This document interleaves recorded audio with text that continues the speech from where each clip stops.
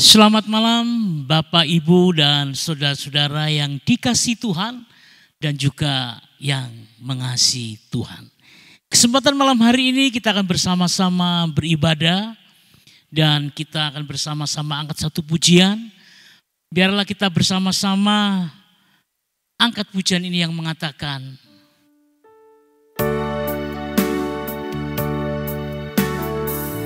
haleluya.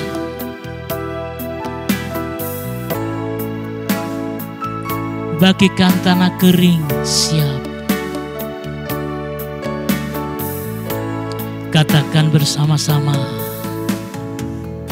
Bagikan tanah kering yang merindukan air. Demikianlah jiwa aku haus akan Engkau.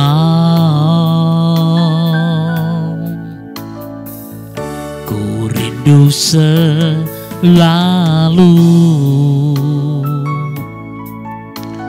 hadir-Mu di hidupku.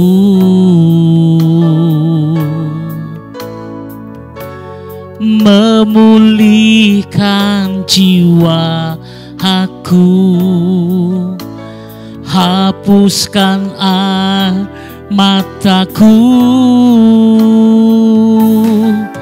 mengalirlah kuasa Roh Kudus, mengalirlah di tempat ini, mengalirlah, oh Roh Kudus, pulihkanku. Mari saudara kita angkat satu pujian ini, bagikan tanah kering, oh, bagikan tanah kering yang merindukan air.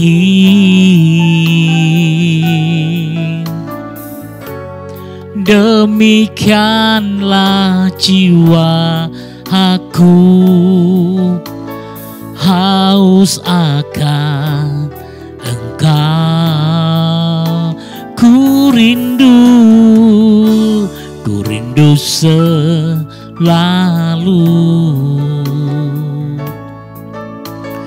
hadir-Mu di hidupku. Oh, memulihkan jiwaku, hapuskan air mataku, mengalirlah kuasa Roh Kudus, mengalirlah di tempat ini, mengalirlah, oh Roh Kudus, pulihkanku. Mari kita bersama-sama masuk ke dalam doa. Bapa di surga, malam hari ini kami datang kepadamu bersama-sama jemaat TPI Wiyung. Kami rindu memuji-muji-Mu Tuhan. Bahkan kami juga haus rindu mendengarkan firman-Mu. Bapa, kami menyerahkan ibadah malam hari ini dari awal hingga akhirnya. Biarlah Tuhan Yesus sendiri yang memimpin ibadah kami jemaat TPI Wiyung ini. Di dalam nama Tuhan Yesus Kristus kami sudah berdoa. Amin. Satu pujian yang mengatakan hari-hari kulalui bersama Tuhan. Bila kita rasakan kasih-Nya, pemeliharaan yang boleh kita rasakan sepanjang hari. Hari-hari kulalui. Haleluya.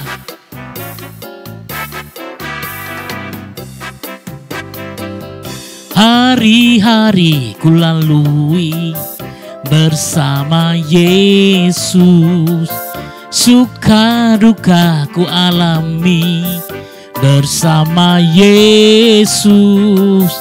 Persoalan pencobaan kan ku hadapi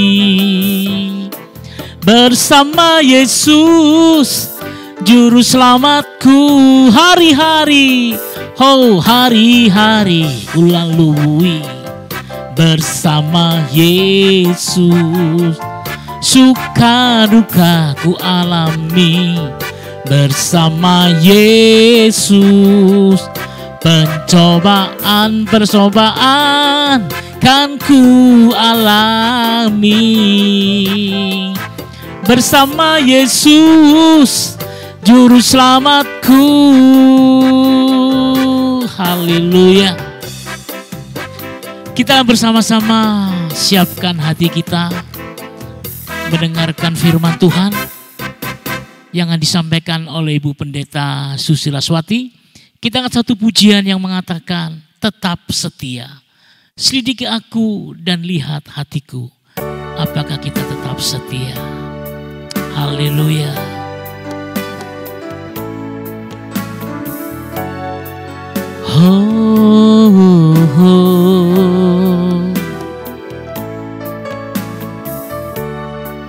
Katakan bersama-sama.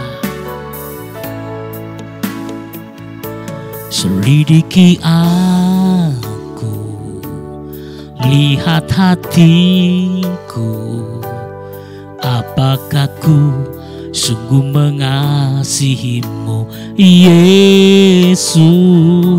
Kau yang Maha Tahu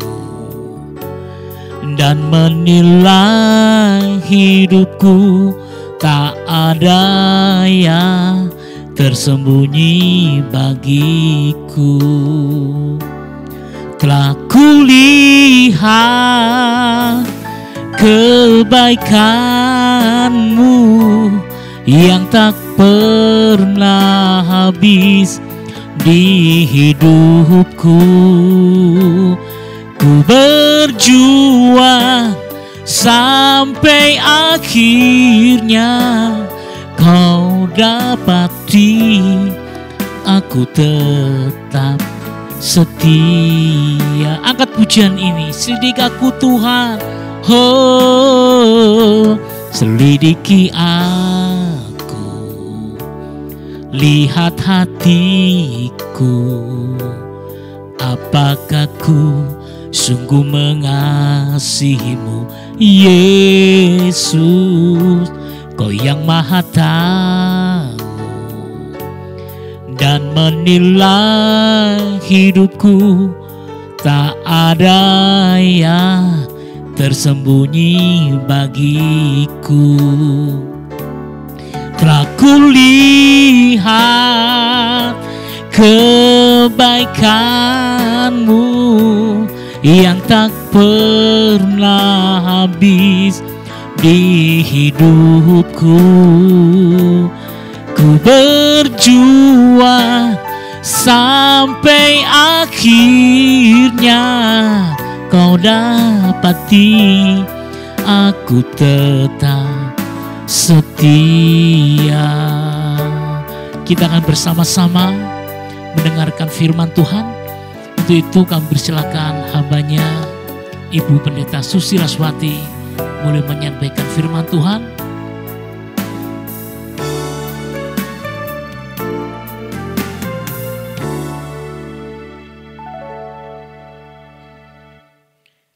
Mari kita berdoa Bapak Ibu.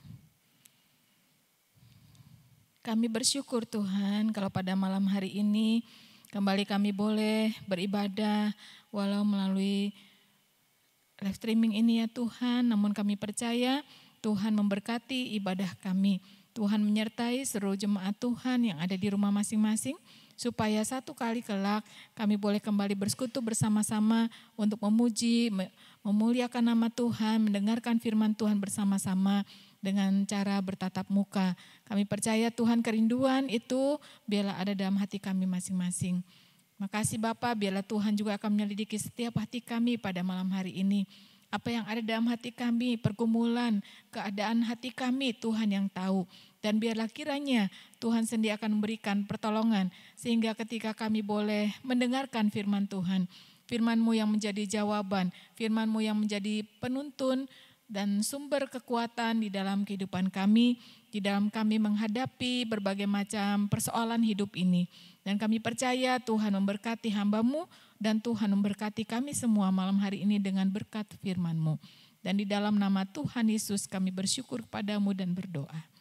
Amin.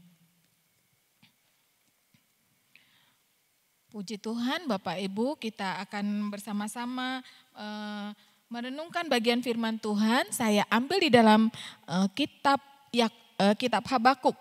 Pasal yang pertama, ayat yang kedua hingga yang keempat. Kemudian dilanjutkan pasal 3 ayat 17 hingga yang ke-19. Kitab Habakuk, Alkitab saya halaman 1035, yaitu di dalam Perjanjian Lama. Habakuk pasal yang pertama, ayat yang kedua hingga yang keempat, demikian bunyi firman Tuhan. Berapa lama lagi Tuhan aku berteriak, tetapi tidak kau dengar. Aku berseru kepadamu penindasan, tetapi tidak kau tolong. Mengapa engkau memperlihatkan kepadaku kejahatan, sehingga aku memandang kelaliman?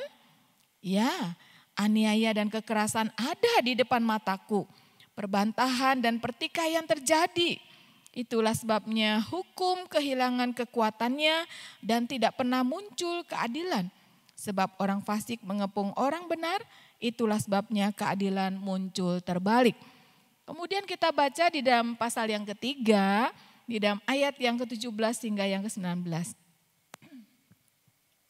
Sekalipun pohon ara tidak berbunga, pohon anggur tidak berbuah.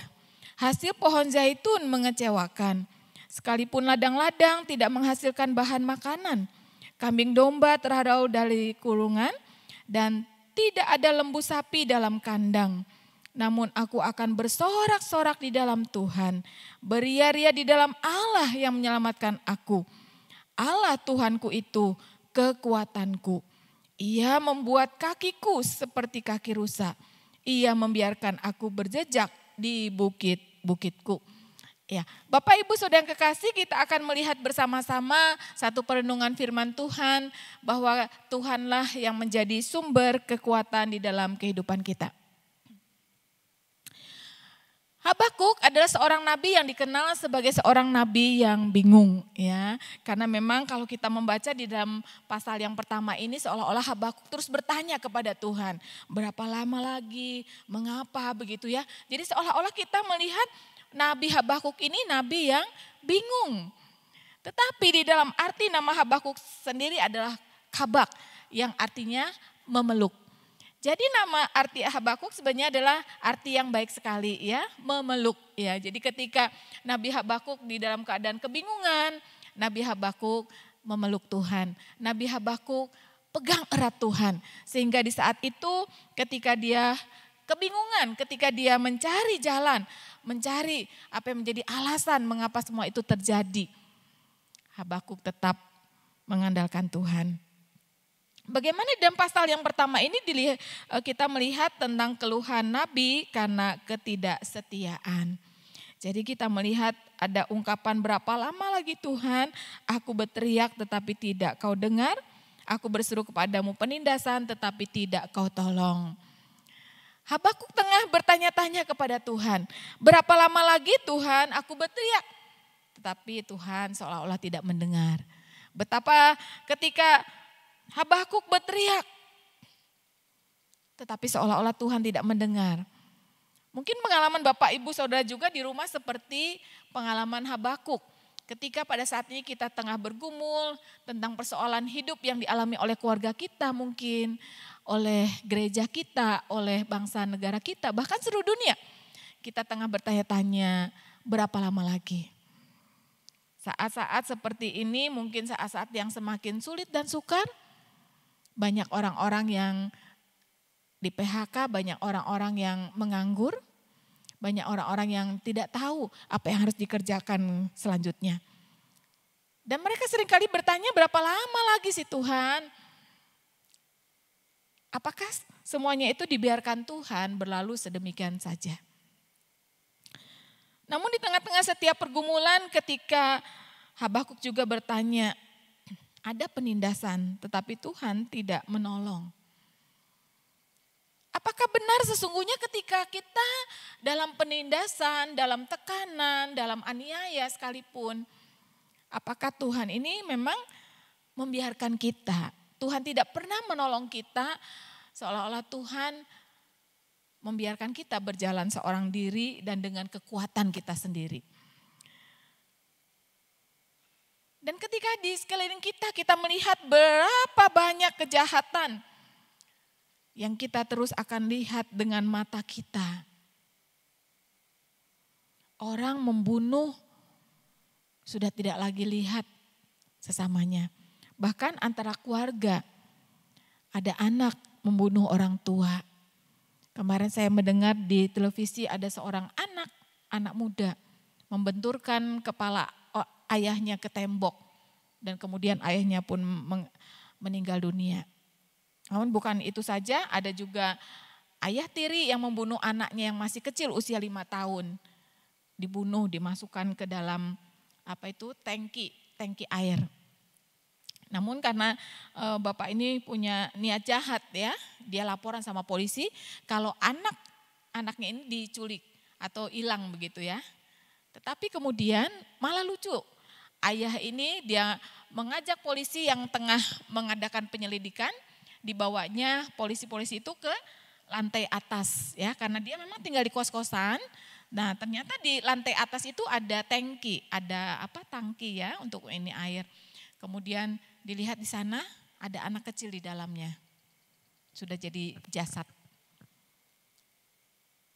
Tapi apapun yang disembunyikan oleh manusia, dosa apapun yang disembunyikan oleh manusia, ternyata akhirnya ketahuan bahwa polisi langsung mengatakan bahwa bapaklah pembunuhnya ya, karena diselidiki lewat pertanyaan dan sebagainya. Bapak ini pun tidak bisa menjawab. Nah Bapak Ibu Saudara yang kekasih, tengah-tengah kehidupan kita seringkali melihat kejahatan-kejahatan yang memang terjadi begitu saja ya. Seolah-olah Tuhan membiarkan kejahatan demi kejahatan terjadi. Pembunuhan demi pembunuhan terjadi di mana-mana. Bahkan ketika ada orang-orang untuk merampas hak milik orang lain dengan cara menghilangkan nyawa seseorang. Itu sudah tidak tanggung-tanggung lagi ya. Mereka sudah tidak lagi melihat harga nilai daripada nyawa seseorang.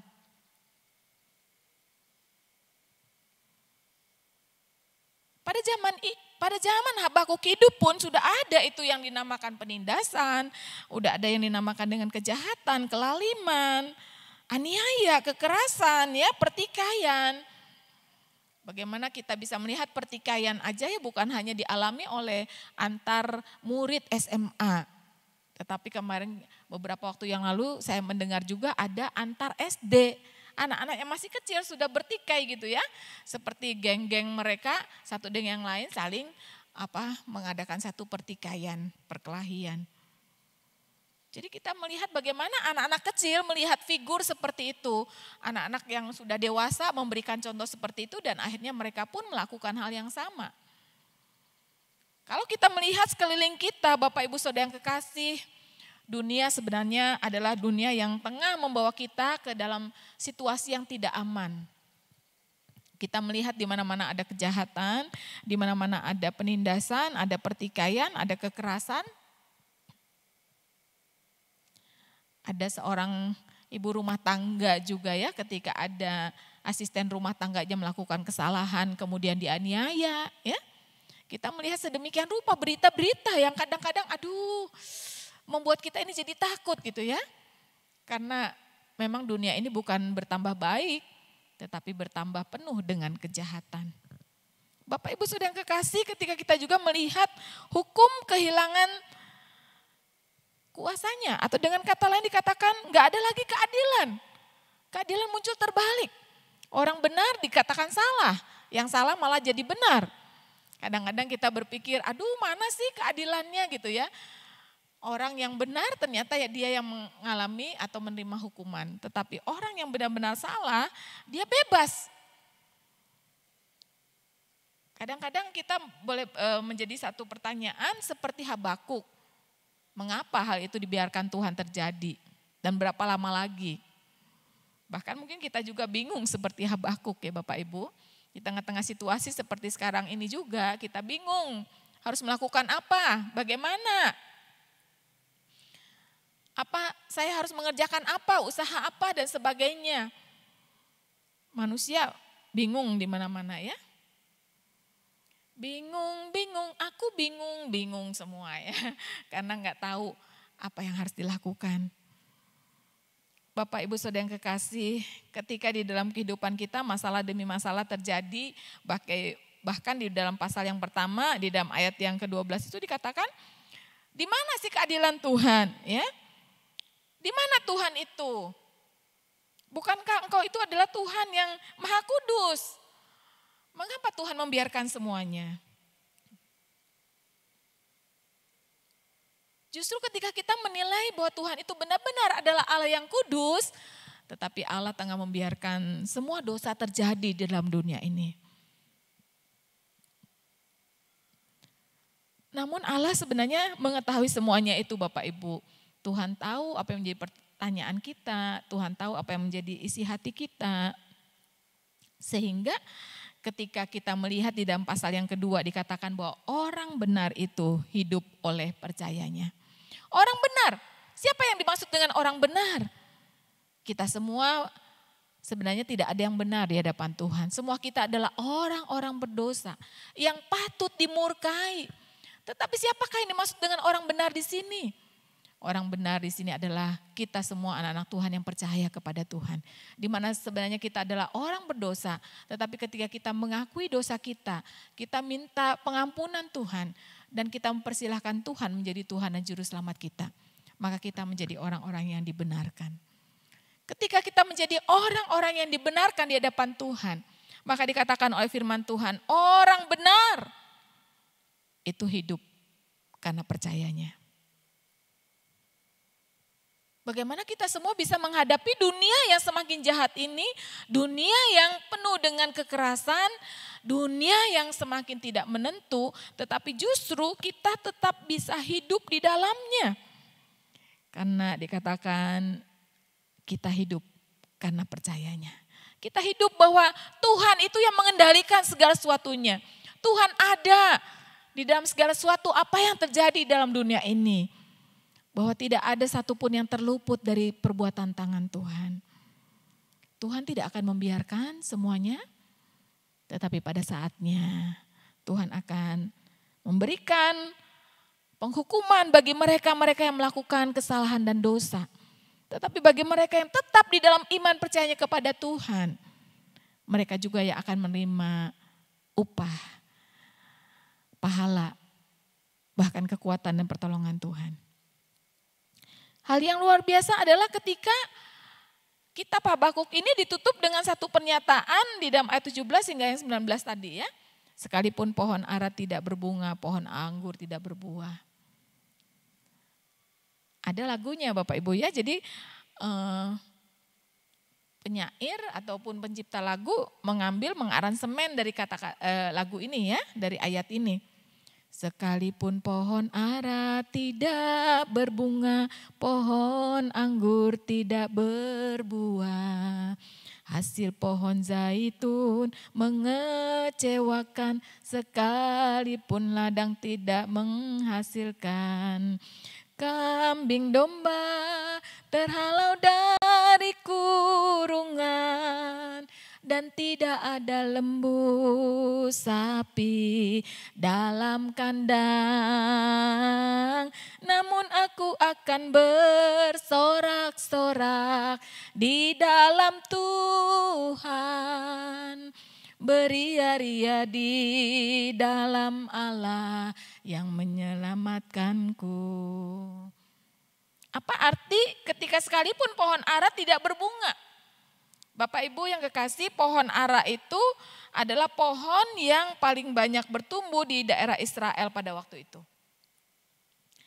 Dan pohon ara ini adalah merupakan salah satu pohon pegangan umat Israel untuk hidup. Jadi bagaimana di daerah Israel itu pohon ara banyak bertumbuh di mana-mana ya Bapak Ibu, sehingga pohon ara ini menjadi pegangan umat Israel untuk mereka boleh berpenghasilan. Sehingga apa artinya ketika pohon ara tidak berbunga? Pohon ara yang diharapkan berbunga tetapi tidak berbunga. Itu apa artinya Bapak Ibu? Yang paling sering ada di dalam hidup kita tidak ada lagi. Karena di Israel itu dikatakan bahwa paling banyak tumbuhan di Israel pada waktu itu ada pohon ara. Tetapi pohon ara pun pada saat itu tidak berbunga. Sehingga apa artinya? Bahwa yang paling sering ada dalam hidup kita tidak ada lagi. Wah, kalau yang sesuatu yang asalnya banyak menjadi tidak ada lagi. Itu adalah sesuatu hal yang susah ya Bapak Ibu ya. Karena sesuatu yang kita harapkan, kita andalkan, tetapi itu sudah tidak ada lagi. Kemudian dikatakan pohon anggur tidak berbuah. Pohon anggur tidak berbuah. Pohon anggur di sini melambangkan kemakmuran ya bagi orang Israel. Pohon anggur ini melambangkan kemakmuran dan kesejahteraan. Sehingga kalau pohon anggurnya tidak berbuah, artinya apa? Bahwa di dalam kehidupan ini sudah tidak ada lagi kedamaian, tidak ada lagi kemakmuran. Kalau semuanya itu tidak ada, bagaimana Bapak Ibu? Yang dikatakan kemakmuran, kedamaian itu enggak ada. Dan kemudian dikatakan pohon zaitun mengecewakan. Pohon zaitun adalah pohon yang disukai orang pada waktu itu ya. Jadi pohon zaitun ini yang paling disukai, tetapi ternyata bisa mengecewakan. Apapun di dalam dunia ini bisa mengecewakan Bapak Ibu ya. Di sini katakan pohon zaitun aja bisa mengecewakan. Padahal pohon zaitun itu pohon yang paling disukai oleh bangsa Israel pada waktu itu.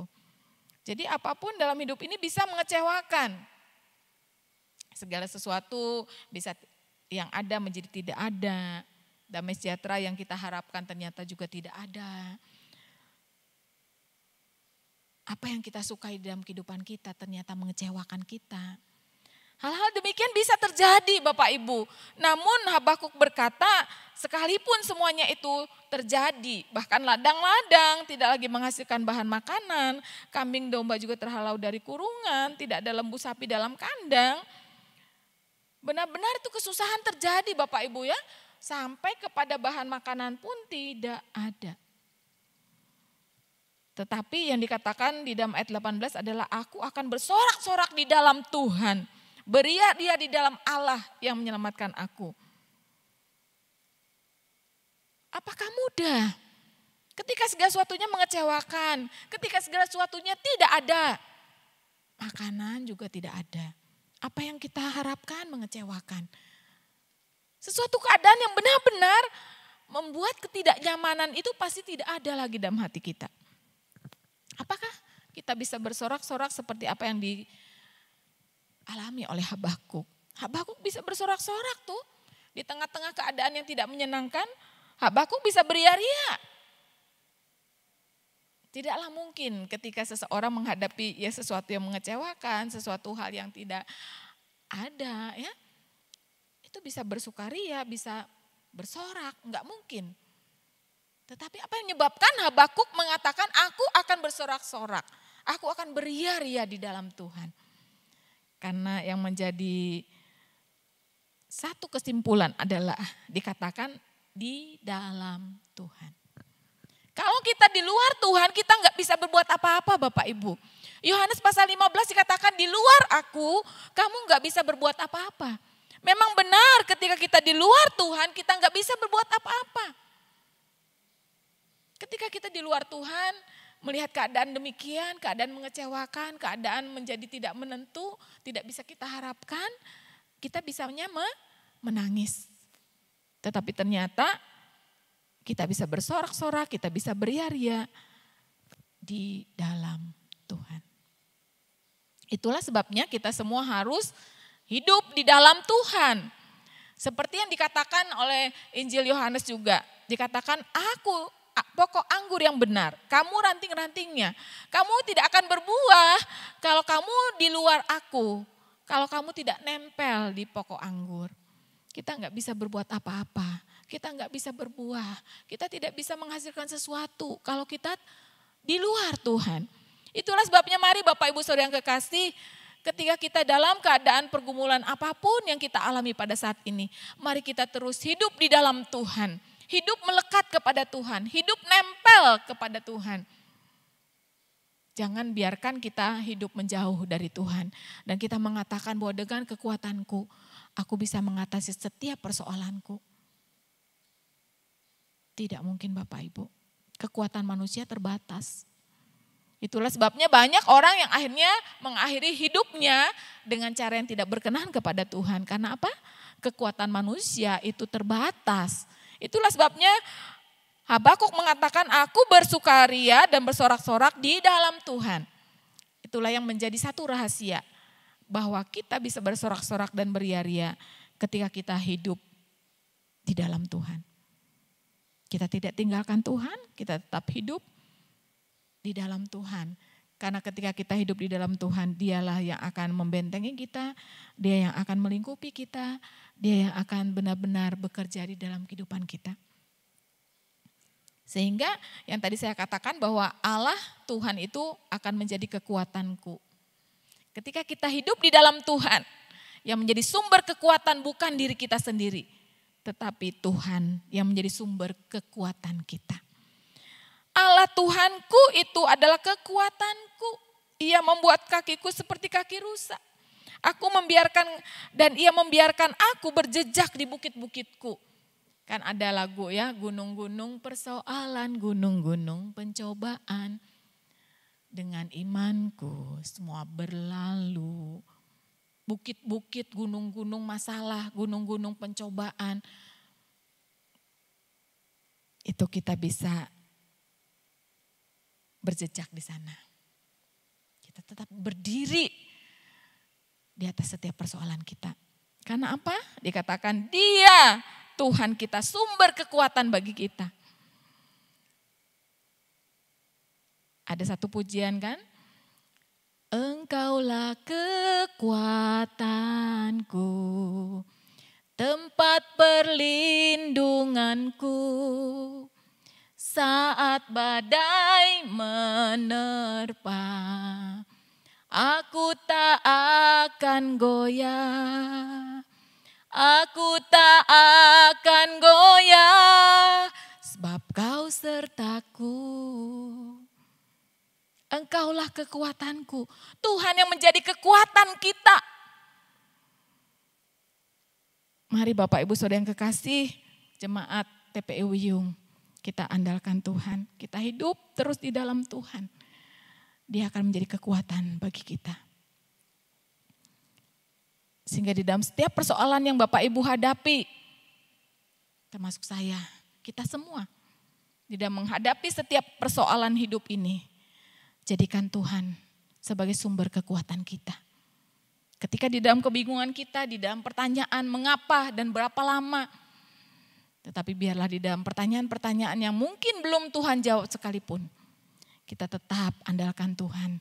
Dia akan menguatkan kita, meneguhkan iman kita. Sehingga kita tidak pernah goyah. Karena dia sumber kekuatan di dalam kehidupan kita. Bila hal ini boleh meneguhkan kita semua, Bapak Ibu Saudara yang kekasih, alami dan rasakan bahwa Tuhan benar-benar sumber kekuatan dan penolong dalam hidup kita. Kita akan nyanyikan satu pujian ini. Mungkin minta tolong Ibu Rian, ya kita akan nyanyikan satu pujian.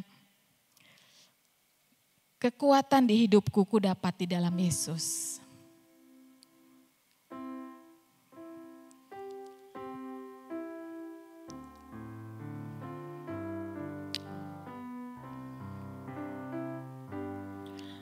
Kekuatan di hidupku ku dapat dalam Yesus. Dia tak pernah tinggalkanku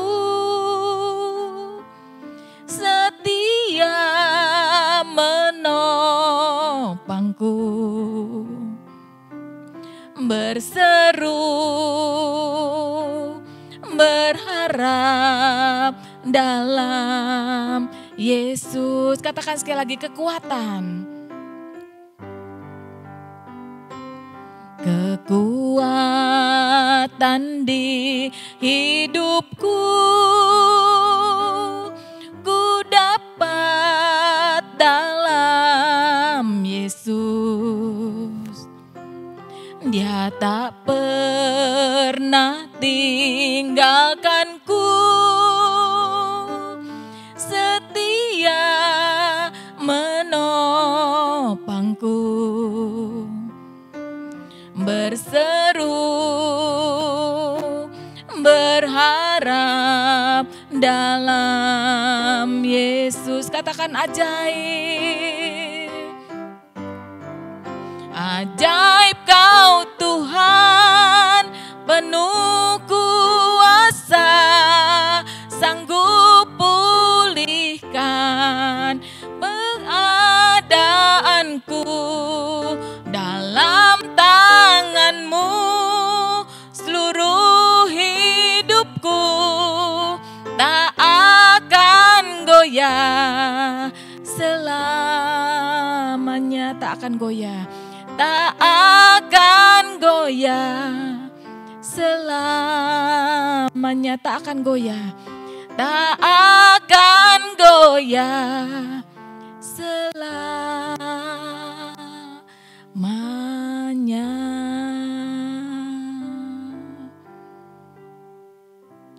Bapak, biar hal ini satu pernyataan dalam diri kami masing-masing, bahwa Tuhanlah sumber kekuatan bagi kami. Sehingga kami, ketika kami menjadikan Engkau sumber kekuatan bagi kami tidak akan goyah di dalam setiap persoalan, di dalam setiap keadaan yang ada di sekeliling kami dan kami rasakan saat ini. Karena kami menjadikan Engkau sumber kekuatan bagi kami. Terima kasih Bapak, kami boleh belajar daripada Nabi Habakuk. Di tengah-tengah kebingungan Nabi Habakuk, tetapi Nabi Habakuk tetap memeluk Tuhan, tetap di dalam Tuhan dan menjadikan Engkau sumber kekuatan. Kami bersyukur Tuhan, biarlah kami juga boleh meneladani Nabi Habakuk. Kami boleh belajar di dalam diri Nabi Habakuk yang boleh kami juga lakukan dalam kehidupan kami. Di tengah-tengah persoalan hidup kami tetap mendapatkan kekuatan di dalam Engkau. Karena kami menjadikan Engkau sumber kekuatan itu sendiri. Tuhan berkati seluruh jemaat TPI Wiyung dan juga jemaat yang lain yang juga mendengarkan firman Tuhan ini. Supaya iman kami tetap diteguhkan dan dikuatkan di dalam Engkau. Terima kasih Bapak, kami bersyukur pada malam hari ini menyerahkan setiap kami supaya Tuhan yang akan terus berkarya di dalam kehidupan kami masing-masing. Di dalam nama Tuhan Yesus, sumber kekuatan bagi kami berdoa. Amin. Waktu selanjutnya saya serahkan pada Ibu Pendeta Mudarian untuk memberikan pengumuman.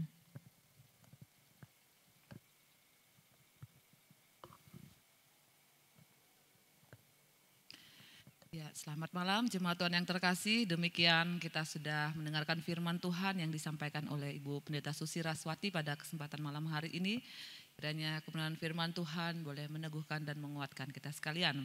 Kami mengucapkan terima kasih untuk Ibu Pendeta Susi yang sudah melayani melalui kebenaran firman Tuhan pada kesempatan saat ini. Kiranya Tuhan memberkati di dalam pelayanan selanjutnya.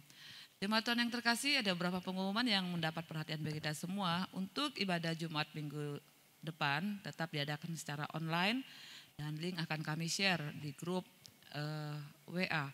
Dan juga untuk minggu besok baik di Darmo Harapan Pagi, Darmo Harapan Sore, Koblen, Bromo dan Gateway, subtema pada minggu ini akan mengambil tema jemaat di Philadelphia.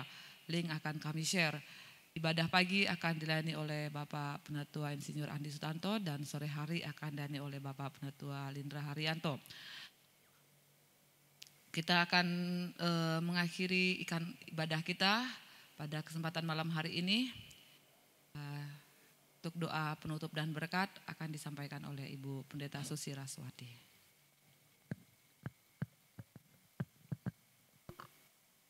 Mari Bapak Ibu, kita akan bangkit berdiri, kita akan menerima berkat Tuhan. Kami bersyukur Tuhan, Tuhan yang sudah menyertai ibadah kami dari awal hingga akhir. Biarlah kiranya persekutuan kami boleh disempurnakan di dalam Tuhan. Persekutuan kami boleh berkenan dan menyukakan hati Tuhan. Tuhan memberkati TPI Wiyung, boleh bertumbuh-tumbuh di dalam pengenalan akan Tuhan, semakin hari semakin indah, berbuah-buah untuk kemuliaan nama Tuhan. Dan kami percaya Tuhan memberkati setiap kami dengan kebenaran firman Tuhan. Dan jikalau kami juga akan melakukan atau melanjutkan segala aktivitas kami, Tuhan pun tetap menyertai kami. Di dalam nama Tuhan Yesus kami berdoa. Jemaat TPI Wiyung dan jemaat yang lain, marilah kita menerima berkat Tuhan. Kasih karunia dari Allah Bapa, anugerah dan sejahtera dari Tuhan Yesus Kristus, pimpinan dan persekutuan Roh Kudus akan menyertai kita mulai saat ini sampai Maranatha Tuhan Yesus datang kembali. Amin.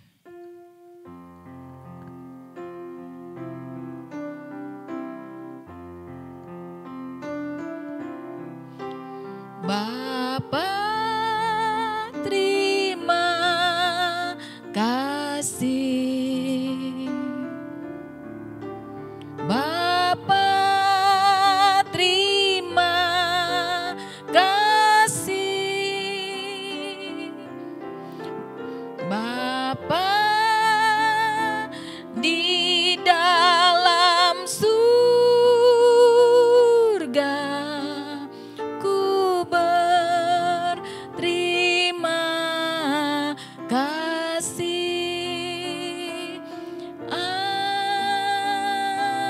Amin. Selamat malam, Tuhan memberkati.